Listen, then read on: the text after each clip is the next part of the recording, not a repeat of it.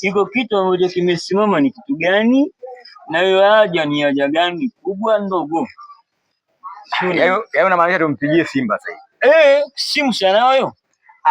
Simu Simba kweli anayo. Weka vitu vyake. Lakini mimi sidhani kama ataweza kupokea. Anapokea kwanza sipokea. Diamond apokee kweli? Piga. Bado jaribu. Labda tumuite Mwambino. Wewe mpige huyo moja kwa moja, mtu kati hapa atakiwi. Winga, tutaki winga. Chini nataka direct. Bado msikilize. Nipe, unaongea naye wewe? Wewe ongea naye. Sasa unakumuuliza swali. Baba. Habari. Sasa unaongea na Platinum Diamond. Ndio mwenyewe. Bwana, nimeshukuru inafurahi kwa shabiki yako namba moja. Sasa unasemaje? Unasemaje? Tunauliza hivi. Kuna wimbo wako hili.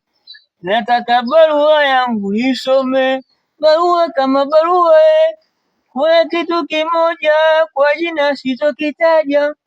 Ukiona chasimama ujue chatakaja. Sasa hapo nitaka kujua kitu hicho ambacho kimesimama kitu gani, si ndio bwana?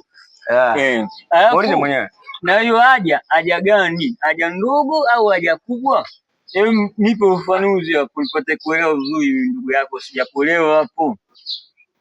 Halo, sikiliza nikwambie. Niambie, safi sana, niambie. Kuniuliza mambo ya msingi. Mimi kazi niko na kitu hapa studio kwa ajili ya kutengeneza kazi nyingine. Unanipigia simu kuniuliza mambo ya kipumbavu kama hayo? Halo. Wewe sasa unajua siama. Hawa yani kwanza kupokea tu hiyo simu kwa heshima. Yaani ninavyojua mimi Diamond Platinum kupokea tu hiyo simu kwa heshima sana. Na kapokea hiyo simu kwa sababu namba ngeni. Sio, unanielewa? Yaani kapokea hiyo simu kwa sababu namba ngeni. Lakini kama ingekuwa namba anaijua asingepokea.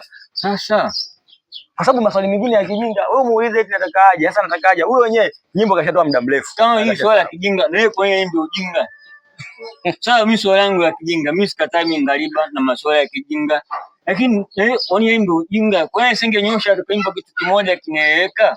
Verse imeingia, yani verse ya kutaka haja gani? Yani verse imeingia.